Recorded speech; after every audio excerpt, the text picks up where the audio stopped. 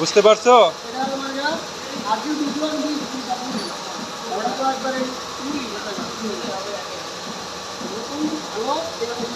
তাহলে এই যে নতুন শক অ্যাবজর্ভারের সবাই একবার করো যে অনেক শক্ত লাগতেছে, চাপ দাও, অনেক শক্ত প্রেসার লাগতেছে না?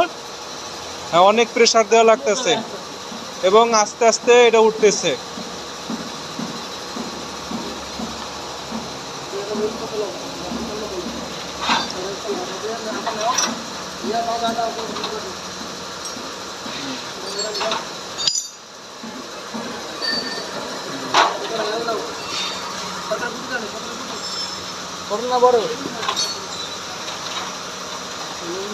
আর ওই যে খারাপটা ইয়ে করো, ওইটা চাপ দাও,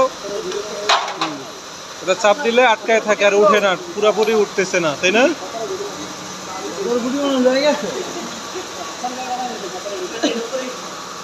ওটাই না। তাহলে শক অ্যাবজর্ভার কি ভালো আর খারাপ কোনটা কিভাবে চিনলা তো?